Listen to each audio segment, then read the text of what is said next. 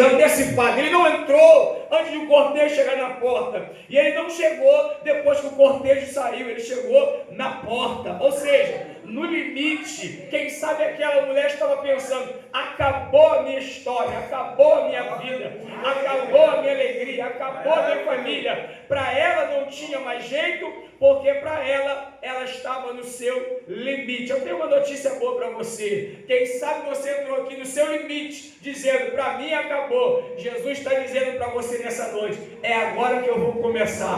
Jesus chega na porta, toca no chifre, para a multidão, Davi do menino e diz: pode ir para casa, porque o menino não está morto, ele vai viver. Olha, então perceba que Jesus tem poder sobre a morte.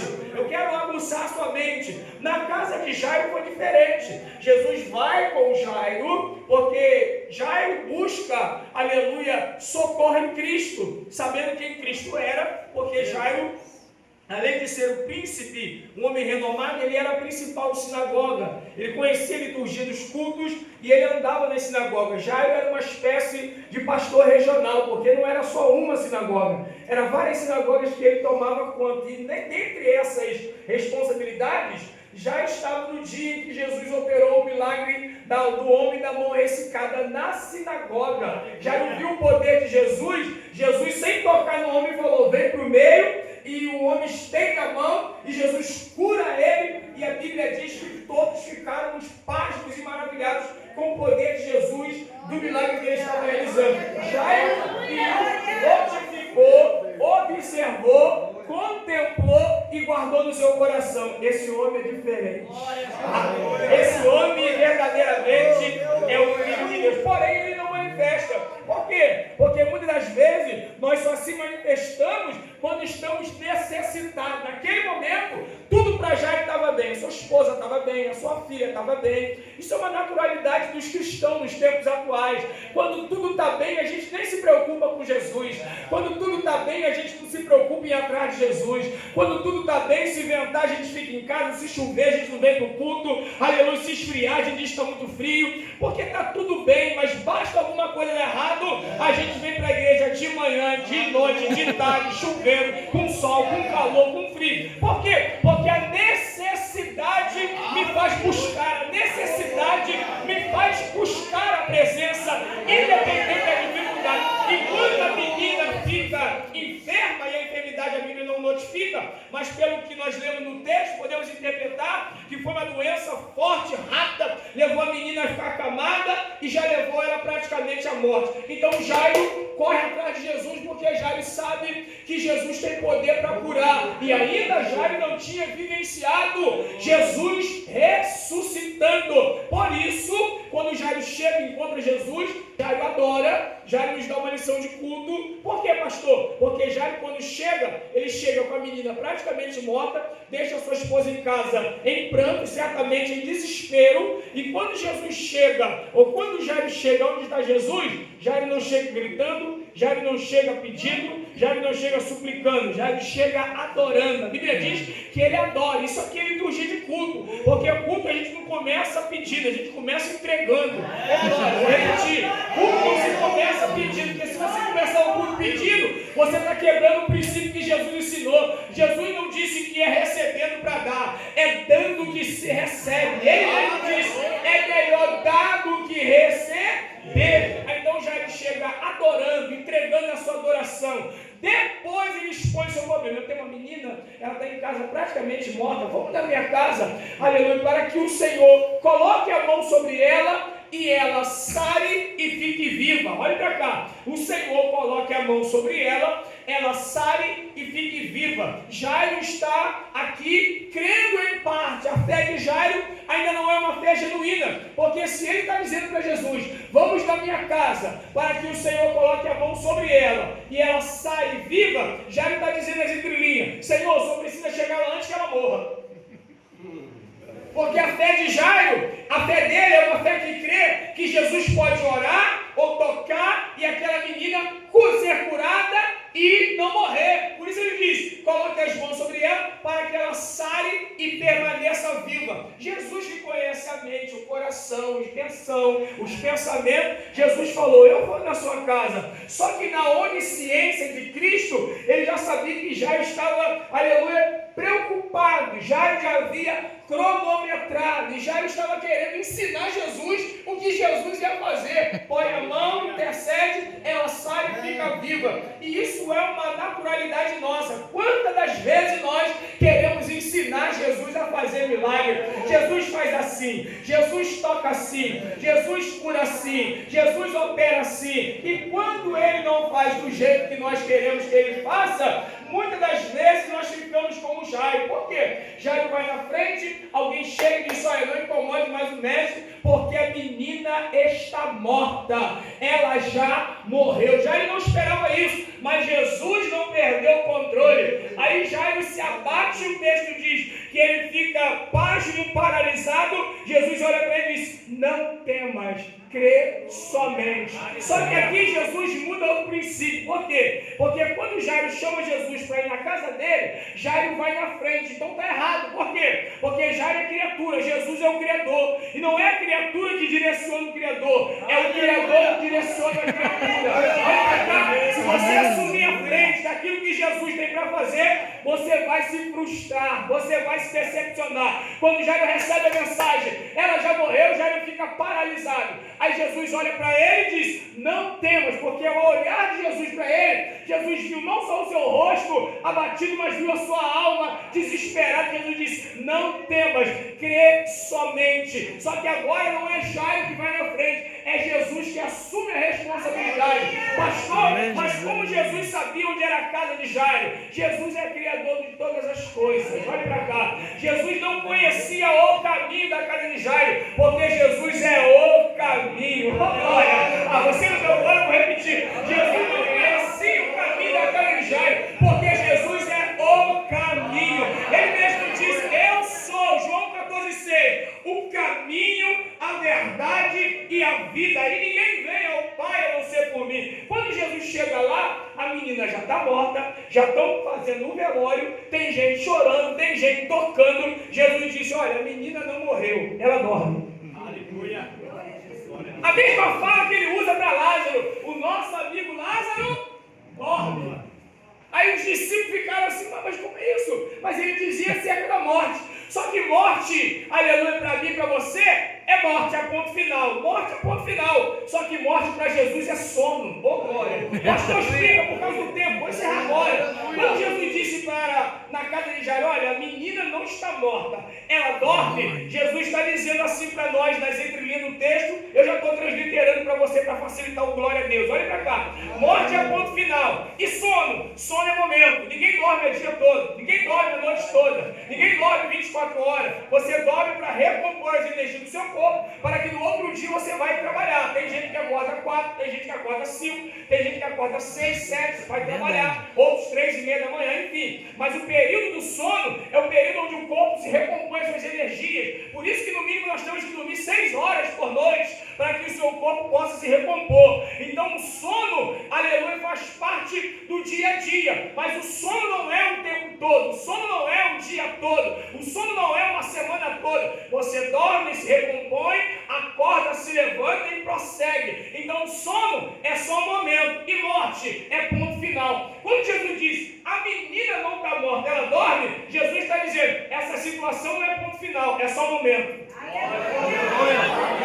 Você pode profetizar isso na vida dessa irmã: essa luta não é morte, essa luta é sonho. Essa luta não é ponto final, essa luta é só um momento.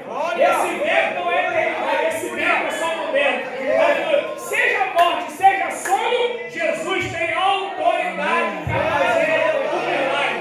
Jesus entra na casa, para a gente pular para Jairo. Jesus entra na casa, está todo mundo lá, Jesus tira quem tem que tirar, coloca dentro quem tem que inserir, porque para o milagre acontecer, tem que estar com as pessoas certas.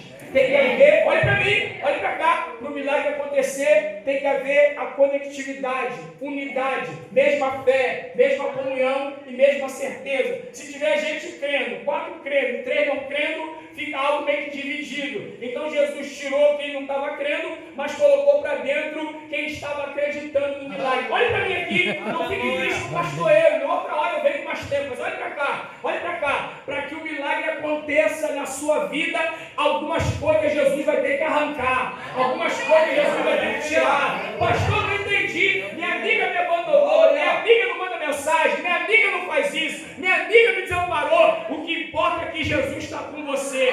Todas as vezes que Jesus quer preparar o ambiente do milagre, alguma coisa ele vai arrancar. Aí Jesus coloca para fora, mas ao mesmo tempo ele traz para dentro. Por quê? Ele coloca para dentro aquilo que vai proporcionar o milagre e coloca para fora aquilo que vai atrapalhar o milagre. Aí a Bíblia diz que quando ele põe para fora e coloca para dentro e fecha a porta, aqui que é o segredo. Por quê? Porque Jesus fecha a porta, mas a menina está morta. Na nossa lógica de entendimento, porta fechada, o diabo fechou a porta. Porta fechada, o inimigo se levantou. A porta fechou, meu Deus amado, o inferno se levantou. Só que quem fechou a porta foi Jesus. Diga para essa irmã, tem porta que Jesus vai fechar. Para quê? Quando Jesus fecha a porta, não é para envergonhar, é para ensinar. Quando ele fecha a porta, ele está ensinando para Jairo, para a esposa de Jairo, para Pedro, Tiago e João. O quê? Que para ele não precisa de condições favoráveis. Com porta fechada ou porta aberta, ele opera o milagre. Por quê? Porque ele tem autoridade. Olha para mim aqui, Apocalipse capítulo 3, versículo 7. Ao anjo da igreja que está em Filadélfia, escreve: isso diz o que é santo e verdadeiro, o que tem a chave de Davi. O que abre, quem fecha. Ninguém? Vamos lá, igreja. O que abre, ninguém. Quem fecha. Mas o que fecha, ninguém abre. E quando ele fecha, não é para envergonhar. Quando ele fecha, é para trabalhar. Aí ele fecha a porta, Jairo está triste, a esposa chorando, a menina morta, mas Pedro, Tiago e João estão conectados. Ele vai fazer alguma coisa. Ele vai operar o milagre. Pare de andar com quem é incrédulo. Pare de andar com quem não acredita. Pare de andar com quem murmura. Pare de andar com quem reclama. Pare de andar com quem todo tempo só murmuria. Pare de andar com quem é murmurador. Ande com quem tem fé. Ande com quem ore. Ande com quem crê. Ande com quem tem comunhão. E você vai ver como vai mudar. Jesus fechou a porta. Quem está do lado de fora está dizendo: fechou a porta, botou a gente para fora, mas a menina está morta. Aí Jesus calmamente vai lá, pega na mão da menina e diz: Talita cum, menina, eu te digo. Essa expressão aqui, eu te digo, está conectada na essência espiritual a Isaías 43:13. Pastor, o que está escrito lá? Antes que houvesse dia, eu sou. Ninguém é que possa fazer escapar das minhas mãos. E operando eu, quem impedirá? Quando Jesus pega na mão da menina e diz: eu te digo, ele está dizendo: quando eu digo, acontece. Quando eu digo, eu faço. Aleluia. Glórias a Deus. Menina, levanta-te. E a menina se levantou. E o milagre aconteceu. Glória a Deus. Fechada. Aleluia. Por que a porta fechada e o milagre acontece dentro? Porque tem milagres que será exclusividade da sua casa.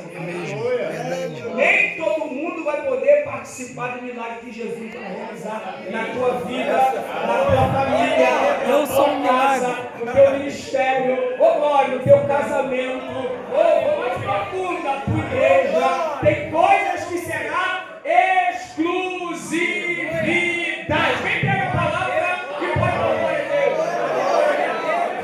Agora que você já viu que Jesus tem poder sobre a morte, vamos aqui nos apanhar o texto. O capítulo 11 é o milagre que impacta. O capítulo 11 tem aqui no mínimo 7 lições, mas não tem como falar isso, porque o horário está muito apertado e eu preciso respeitar o horário e respeitar os irmãos também, que amanhã é dia de labuta, amém? Glória a Jesus. Mas eu tenho aqui, olhando o texto, analisando o texto, eu preparei aqui mais ou menos 5 lições, mas não dá para a gente aplicar 7 lições, não dá para a gente aplicar tudo, mas eu quero aqui fazer duas aplicações. Primeiro, o cenário do capítulo 11 é de angústia, de tristeza, de incerteza, de insegurança e também de perca. Elas estavam desesperadas porque Lázaro representava na casa a alegria, a comunhão, a festa, a glória, o gozo familiar e também a intimidade e o relacionamento. Porque quando Jesus recebe o mensageiro diz: Lázaro, aquele a quem tu Não é aquele que te ama, não é Lázaro amando Cristo, é Cristo amando Lázaro de uma forma profunda. Olha a mensagem que o mensageiro levou: Senhor, Maria e Marta me mandou vir aqui para dizer que Lázaro, aquele a quem tu amas, está enfermo. Por quê? Porque eles entendiam que o nível de relacionamento faria com que Jesus viesse rápido. Qual é a primeira lição? Jesus não é refém da nossa comunhão. Oh, glória! Jesus nunca será refém de ninguém. O que nos ensina aqui o texto? Independente da minha comunhão, do meu nível de intimidade, Jesus não é refém de mim. Jesus não é refém de ninguém. Então a primeira lição é que Jesus não torna-se refém de ninguém. Ele é Senhor. Porque se tornar refém é alguém que está dominado ou sob domínio de alguém. Já viu uma pessoa que é refém? Ela está sob domínio, ela está dominada por alguém. E Jesus não é dominado, é Ele quem domina. Olha para mim, Salmo 24. Do Senhor é a terra, toda a sua plenitude, o mundo e todos que nele habitam. Ele tem o poder de controlar, de dominar todas as coisas. Por quê? Todo o poder foi lhe dado no céu e na terra. Então Jesus, ele não tem, aleluia, ele nunca será refém de ninguém. Pastor, sou fiel, amém. Pastor, tenho intimidade, amém. Pastor, tenho comunhão, amém. Pastor, estou buscando no monte, amém. Pastor, estou orando há 20 dias, amém. Pastor, eu acordo de madrugada 1 hora, vou até 6 da manhã, amém. Isso não tornará Cristo refém de você. Por quê? Porque se ele for refém seu, ele será o seu empregado. Ele vai ter que fazer o milagre na hora que você quer. Ele vai ter que operar a maravilha na hora que você determinar. E não é você que determina. Não é a terra que governa o céu. É o céu que governa a terra. Então, a sua intimidade não torna Cristo refém. E tem alguém que... Aqui não, só lá onde o pastor é do congresso. Isso é central de mania. Aqui não tem isso não. Mas tem gente que diz assim, eu não aceito isso. É verdade. Estou orando, estou dando dízimo, sou fiel, eu não aceito isso, Jesus. Vou fazer um propósito, em 7 dias Jesus não fizer. Olha para essa pessoa e diz assim, ele não é refém de ninguém. É, Jesus. Ih, diminuiu, mas vamos lá. Diga para essa pessoa. É na hora dele, é no tempo dele, é quando ele quer, é do jeito que ele quer. É como ele quer realizar, é na hora, é no minuto. Olha para mim para você dar uma hora mais feliz. O milagre que você precisa tem data, tem hora, tem dia, segundo, minuto. Você não está dando glória, você não jantou. Então, glória. O milagre que você espera em Deus já está registrado no céu. Glória a Deus, aleluia. Eu não preciso me desesperar. Segunda lição para a gente encerrar aqui. Qual é a segunda lição? No tempo da angústia, buscar o Senhor. Tem gente que fica em casa. Tem irmãs que se descabelam. Meu Deus, e agora? Eu não vou mais para a igreja. Não, elas buscaram o Senhor. Olha para cá. A Bíblia diz, aleluia, no Salmo de número 121, eleva os meus olhos para o monte. De onde me virá o socorro? O cenário do Salmo 121 é um cenário de necessidade de um socorro urgente. O salmista diz, eleva os meus olhos para o monte. Ele está bem sem direção. De onde me virá o meu socorro? Aí ele para, peraí. O meu socorro vem do Senhor, que fez o céu e a terra. Glória a Deus. O salmista Davi disse no Salmo de número 37, nos versículos de número 4 e 5, Amém. deleita-te no Senhor, e Ele concederá o desejo do teu coração. Olha o que Davi disse no Salmo 37, 5, entrega o teu caminho ao Senhor, confia nele e tudo. Tudo Ele fará, aleluia. Salmo de número 46, os filhos de Coré dizem assim, ó, Deus é o nosso refúgio e fortaleza, socorro bem presente na hora da angústia. Aleluia, Jesus. Sabe o que Deus está dizendo para alguém aqui? Nessa luta que você possa estar vivenciando, busque socorro em Deus. Amém, Jesus. Me perdoe Aleluia. com carinho, respeito, mas com Bíblia. Saia da rede social. Pare de botar suas crises na rede social. Pare de botar carinho de bonequinho chorando na rede social. Pastor, o que eu faço então? Dobra o joelho, ora o Senhor. Fecha a porta do teu quarto e procura socorro em Deus. Primeira lição, elas buscaram socorro em Deus. Segunda lição que Jesus ensina no texto de João 11. Quando elas chegaram, elas mandaram um mensageiro falando do relacionamento relacionamento, crendo que Jesus viria na hora. Só que Jesus fica no mesmo lugar. 2 dias. O mensageiro volta e quando elas viram o mensageiro chegando sem Jesus, porque a expectativa é, ele vai, aleluia, a mensagem que nós mandamos, ele vai vir correndo. Aleluia! E Jesus fica 2 dias e não chega com o mensageiro. O mensageiro chega, mas chega sozinho. Mas chega com uma mensagem. Qual era a mensagem? Jesus disse, olha, ele mandou dizer que essa enfermidade não é para a morte, é para a glória. Aleluia! Glória a Deus! O mensageiro vem ser Jesus, mas vem com uma mensagem. Só a mensagem basta. Ele mandou dizer que essa enfermidade não é para a morte, mas é para a glória. Glória a Deus! Aleluia! Então vamos resumir tudo. Olha para cá, olha para mim aqui. Quando Jesus manda o mensageiro, mas não vai, mas manda mensagem, oh glória. Porque a questão não é o mensageiro, aqui é a mensagem que ele trouxe. Olha para cá, ele foi levando uma mensagem para trazer Jesus. Jesus não vai, mas manda uma mensagem contra a Marta e Maria. Olha para cá, você pode ter vindo aqui com seus pesares, mas Jesus já tem uma mensagem para o seu coração. Esta luta, esta enfermidade, essa dificuldade não é para a morte, é para a glória de Deus. Glória a Deus, aleluia. Se Jesus manda a mensagem dizendo que a enfermidade não é para a morte, é para a glória de Deus, Jesus está dizendo, eu permiti. Olha para cá, olha para mim aqui. Se ele permite, então não é, aleluia, a morte que domina, é a vontade permissiva. Existem 5 maneiras, no mínimo na Bíblia, que Deus trabalha nas nossas vidas para cumprir em nós os seus desígnios. 5 vontades que Deus usa para trabalhar em nós. Primeira vontade, vontade diretiva. Quem quiser anotar, nota. Segunda vontade, é a vontade preventiva. Terceira vontade, a vontade providencial. Quarta vontade, a vontade permissiva. Quinta vontade, a vontade soberana. Pastor, aplica e explica. Vontade diretiva é quando ele te dá uma direção, para que você vá de encontro ao centro da sua vontade. Vontade preventiva é quando ele diz não para você, para te prevenir, para não deixar você viver, para não deixar você passar uma situação a qual você ainda não tem estrutura. O não de Deus é vida. Diga para essa irmã, o não de Deus é livramento. Você que não casou, se está namorando e Deus falou não, fica com o não de Deus, porque Deus está te livrando de algo. Vontade preventiva é Deus te prevenir, não permitir você vivenciar uma luta que você não possa aguentar, aí depois você vai ficar chorando, não, porque eu casei, é porque eu fui, é porque eu fiz, é porque... Deus está falando nessa noite com você, o não de Deus é vida. Glória a Deus. Terceira, vontade providencial é quando Deus providencia uma provisão do céu sobrenatural em um cenário de crise, para que você entenda que Deus cuida, que Deus vela, que Deus não abandona, que Deus não desampara, que Deus está sempre presente para te socorrer. Pastor de Bíblia, 1 Reis capítulo 17, crise, céu fechado, não tem orvalho, não terra seca, não tem nada. Elias está no ribeiro, Deus diz, fica no ribeiro, é vontade providencial. Por quê? Eu já dei ordem de corvo. Pastor, Senhor, mas corvo vai trazer carne podre? Não, fica lá, só obedece, fica lá, porque eu já vou mandar a provisão. Aí a Bíblia diz que Elias está lá, bebendo água no ribeiro, e de repente viu um corvo, aleluia, voando, e largava para Elias um pedaço de pão no carro.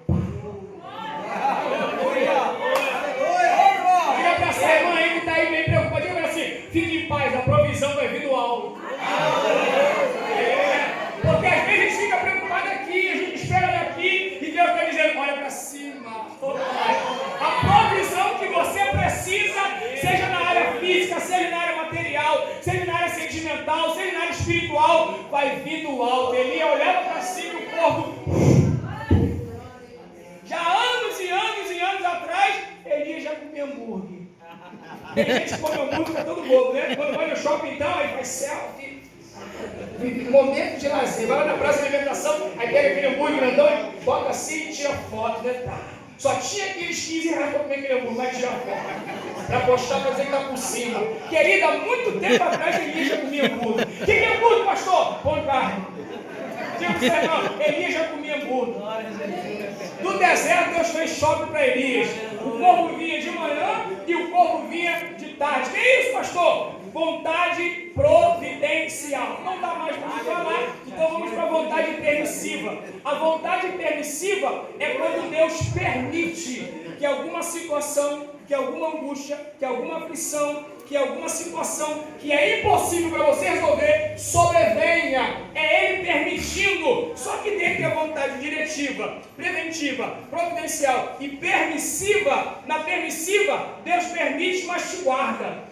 Deus permite, mas te sustenta. Deus permite, mas está com você. Lembra de Jó? Não foi o diabo que quis fazer, foi Deus que permitiu. Porque Deus disse: tem visto meu servo Jó, homem reto, sincero, temente a Deus e se desvia do mal. Olha para mim aqui. Sabe como é que Deus bate no diabo? Não é usando a mão. Deus bate no diabo com a sua vida, com o seu testemunho, com o seu caráter, com a sua obediência. Quando você é uma irmã, quando você é um obreiro, quando nós somos servos de Deus, retos, tementes, se desviam do mal e aleluia, servir com o Senhor com sinceridade, aí Deus bate no diabo. Tem visto o meu servo Jó? Olha o diabo, claro, o Senhor dá tudo a ele, o Senhor cerca ele, a bênção do céu está nele, deixa eu tocar no Senhor vai ver. Deus falou: vai lá. Vontade permissiva. Só que quando Deus permite, Deus cuida. Quando Deus permite, é porque Ele já tem um projeto dentro daquele projeto.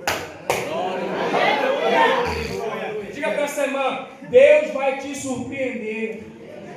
Tem irmã que nem falou, que é isso, irmã? É congresso. Diga para essa mulher que está do seu lado: Deus vai te surpreender.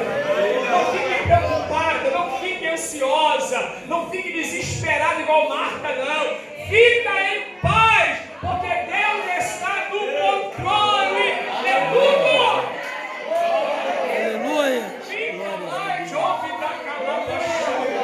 Aqui foi Deus que permitiu, é vontade permissiva. Deus permitiu, por isso Jesus não foi correndo. Jesus esperou 2 dias. E depois ele vai de mais 2 dias de caminho. Quando ele chega lá em quantos dias? Por que Jesus chega no quarto? Na tradição judaica na época, ou na tradição dos hebreus na época, dos judeus, perdão, os irmãos, havia uma tradição, uma crença, que até o 3º dia a alma ficava rodeando, vagando próximo ao corpo. Então, se Jesus fosse na hora da mensagem, chegasse lá e ressuscitasse lá, alguém dizer: não foi milagre, porque a alma dele estava aí. Isso aí. Então, Jesus, conhecendo a mente, o coração e a intenção e os pensamentos, Jesus falou: se eu chegar lá em Betânia, aí com 2 dias, eles não vão crer. Se eu chegar lá no 3º dia, eles vão dizer que a alma de Lázaro está aqui ainda. Eu vou deixar morrer, eu vou deixar apodrecer, eu vou deixar o bicho comer. Ah, você não está dando glória? Eu vou deixar a carne estragar, eu vou deixar os bichinhos se alimentar, depois eu chego. Glória a Deus. Quando Jesus, ele não vai, qual é a lição, pastor, para encerrar? Jesus está nos ensinando que nós precisamos ter paciência. Aleluia. Olha para essa irmã, para essa moça, essa jovem senhora, essa senhora já bem madura. Olha para ela e diz assim: seja paciente. A impaciência atrapalha o agir de Deus, mas a paciência é a virtude daqueles que alcançam o milagre. É mesmo. Por isso que Davi disse: olha, eu esperei Com paciência no Senhor. E ele, ó, Inclinou para mim os seus ouvidos. então ele esperou de boca fechada. Ele esperou dormir na rede. Ele esperou clamando. Por que, pastor? Porque a palavra paciência no dicionário Aurélio é a virtude que nos faz suportar as aflições sem desanimar. Então, para você que usa o Salmo 40 como jargão, toma 40, irmã. Porque paciência é suportar sem desanimar. Davi está dizendo: eu esperei, suportando no Senhor, aguentando as pedradas, as pauladas, as calúnias, as lutas, os vendavais dentro de casa, na igreja, mas eu suportei no Senhor. O segredo aqui, querido, aleluia, é suportar no Senhor, é ficar no Senhor, é ter paciência no Senhor. Por quê? Porque em meio à crise, quando você se encontra fraco, no Senhor você encontra renovo. Pastor Bíblia, toda hora, acabou o tempo, olha para cá. Isaías capítulo 40, verso 31. Os que esperam no Senhor renovarão as suas forças, subirão como asas de águia. Olha para cá. Quem espera no Senhor e recebe renovo, sobe. Aleluia. Sabe o que Deus está dizendo? Essa luta não é para te jogar para baixo. Essa luta é para te fazer subir de nível. Glória a Deus. Subirão como asa de Aleluia. águia, correrão e não se cansarão. Caminharão. Eu vi a irmã falando que eu faço uma caminhada e não se cansarão. Tem renovo para a tua vida nessa luta. Tem renovo para a tua vida nessa prova. Tem renovo nesse momento de crise, porque Deus conhece a tua estrutura. Olha para mim que eu vou encerrar. Não diga que vai parar. Não diga que vai entregar tudo. Não diga que esse é o último ano. Isso aí é um jargão da boca das irmãs, né? Quando chega o congresso, esse é meu último ano. Vou fazer a roupa, mas ano que vem não quero saber mais de nada. Vou entregar tudo, vou ficar só no banco. Ei, olha para mim aqui. Olha para essa irmã e assim, larga dessa covardia. Diga para ela, larga dessa covardia. Deus conhece a tua estrutura. Pastor Bíblia, 1 Coríntios capítulo 10, versículo 13. Deus é fiel, é Deus. Não veio sobre nós tentação senão humana, mas fiel é Deus, que não nos permite ser tentado além daquilo que podemos suportar. Porém, antes com a aprovação, Ele nos dá o escape. Levanta a mão nessa noite. Receba o escape de Deus. Receba o renovo de Deus. Você precisa aprender a esperar. Amém, Jesus. Esperar o que, pastor? O tempo de Deus. Esperar o que, pastor? A hora de Deus. Esperar o que, pastor? O momento de Deus. Deus está dizendo para Marta e Maria, a minha hora é a hora certa. Eu não chego adiantado, eu não chego atrasado. Jesus, eu chego na hora certa. Diga para essa irmã assim, ele não chega atrasado, ele não chega adiantado, ele chega na hora. Por que ele não chega adiantado, atrasado? Porque atrasado fala de quê? Atrasado fala de alguém que está preso ao passado. Adiantado, se ele chega atrasado, o que vai acontecer? Ele vai atender quem está depressivo. Porque o excesso de passado gera depressão. Sabia disso? A excessividade de futuro gera ansiedade. A irmã pegou já. E a excessividade do presente gera estresse. Jesus está dizendo assim, se estiver ansioso eu não chego. Se estiver depressivo eu não chego. Se estiver estressado eu não chego. Eu tenho que estar como? Calma, Senhor. Aqui não, só onde eu congrego. Mas de vez em quando as irmãs chegaram no culto e dizer, irmã, eu estou estressada, não falo nem viu hoje. Excessividade de passado. Olha para mim aqui, Filipenses capítulo 3, versículo 13. Esquecendo-me das coisas que para trás ficam, eu prossigo para as que estão adiante de mim e prossigo para o alvo pela soberana vocação. Pegue na mão dessa mulher que está ao seu lado e diga para ela, congresso irmãs. Hoje eu vou ligar os obreiros, que eram só as irmãs. Pegue na mão dessa irmã e diga assim, ó, você precisa se desprender do passado. Ele caiu, falaram de mim, estou decepcionado. Ei, olha para frente, olha para o alvo, olha para o que está diante. Deus tem coisas maiores. Não posso continuar, mas olha para cá. Jesus está ensinando elas a aprenderem a ser pacientes e esperar o tempo de Deus.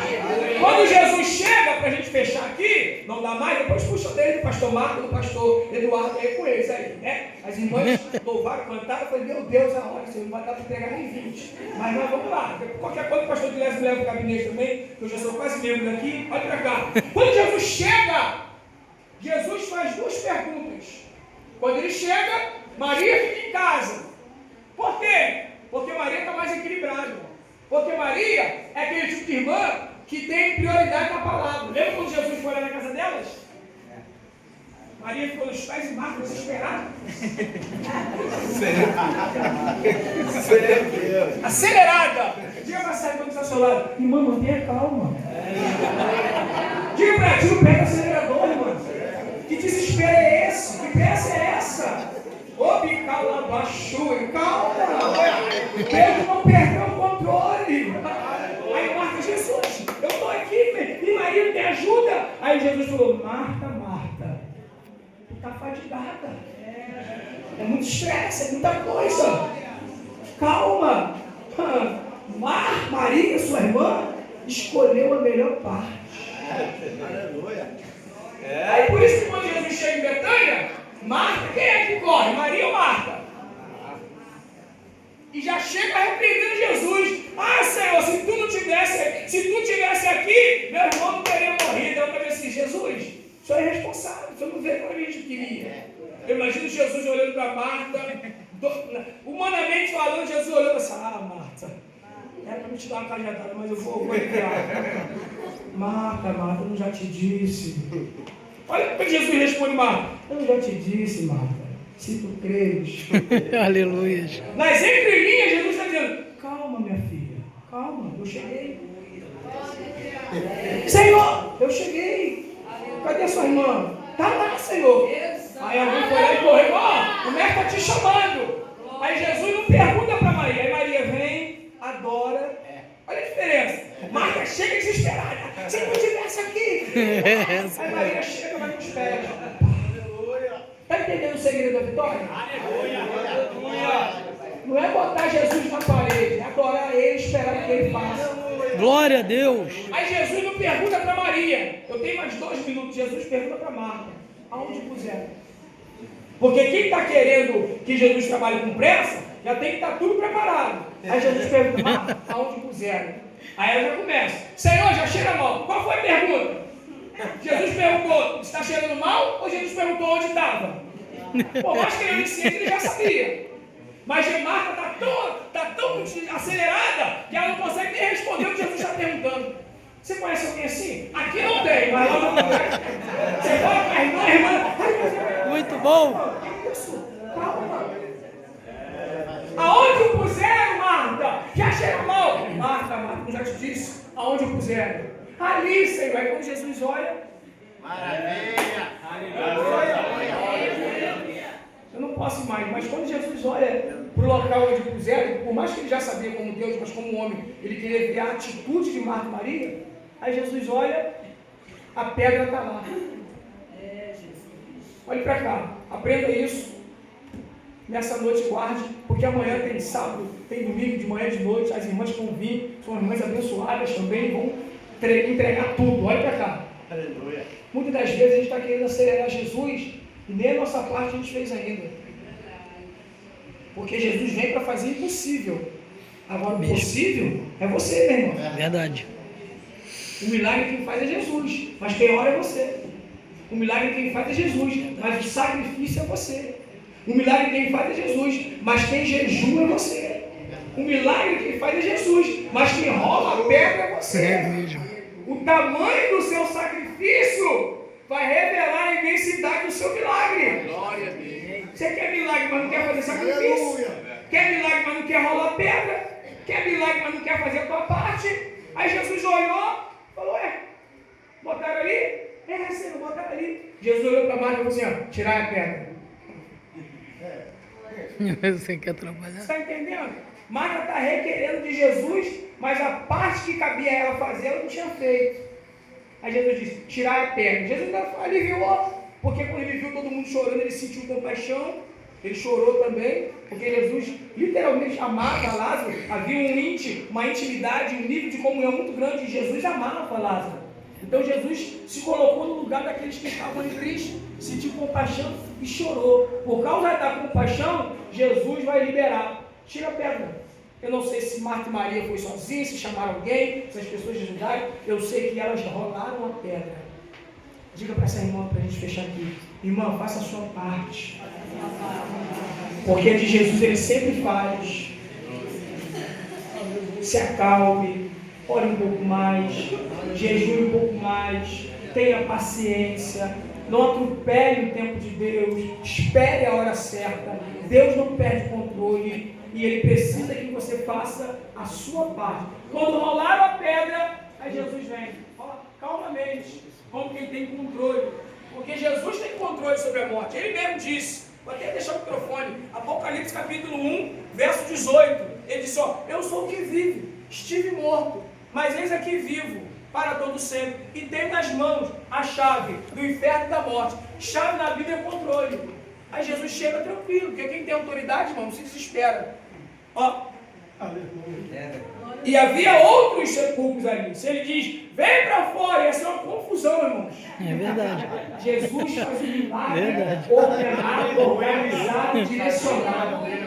Porque se ele grita, vem para fora, os mortos estavam ali, ouviam a voz de Cristo e ia sair. Jesus chegou na porta do sepulcro, eu imagino Marta ali por trás de Jesus.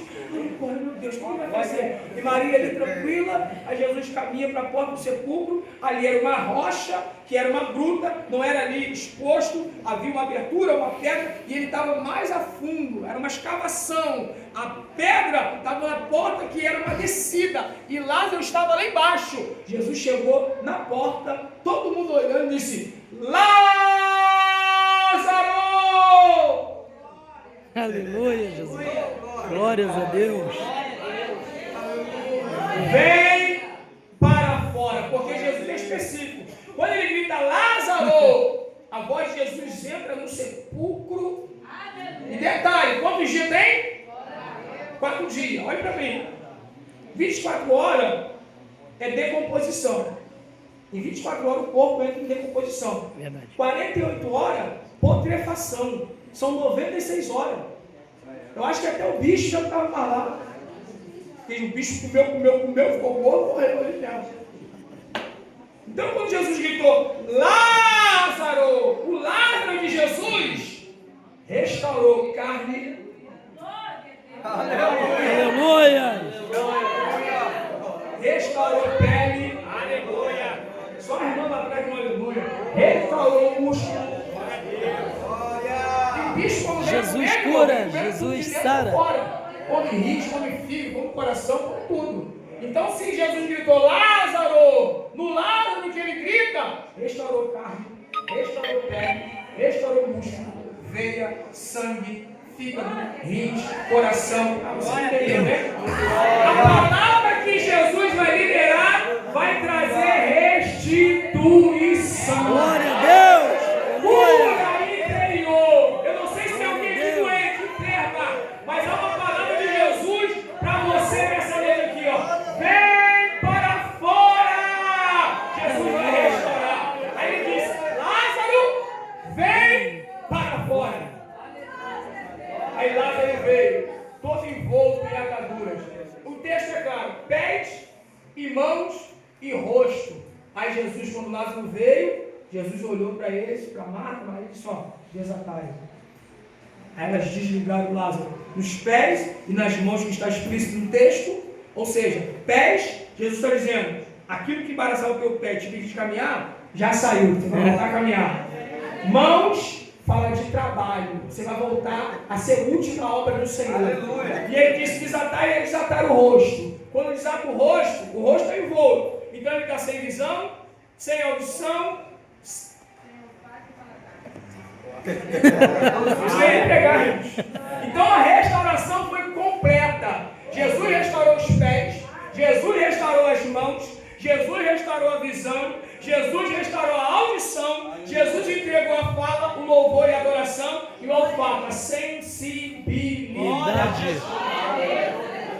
Se ele chega antes de morrer, o milagre seria de um nível. Mas como ele chegou já depois de 4 dias, o milagre virou notícia. Oh, glória! Diga para essa irmã, teu milagre vai virar notícia. Glória a Deus! Não é. A Bíblia diz, e todos creram no milagre e creram em Jesus. Você pode levantar sua mão de glória a Deus?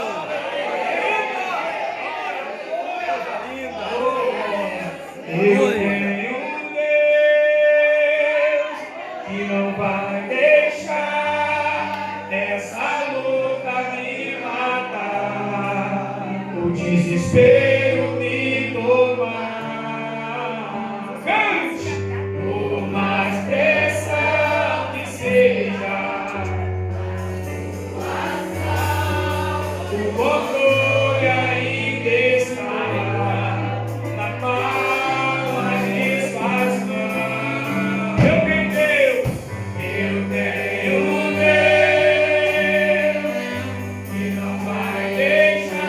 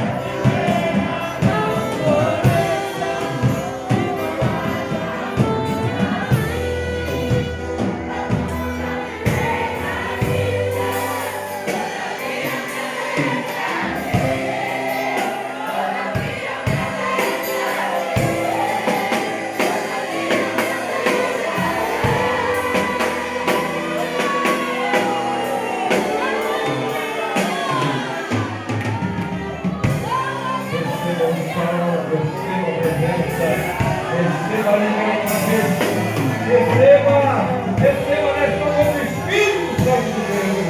Ele está na casa, é Ele que opera, é Ele que faz, é Ele que desfaz, é Ele que cura, é Ele que levanta, a Ele a glória e a para todos sempre. Aleluia! Coisa linda, irmão, sentir a presença do Senhor, se alimentar de Deus em meio a um mundo cheio de crise. Aleluia! Glória a Jesus! Maravilha do céu!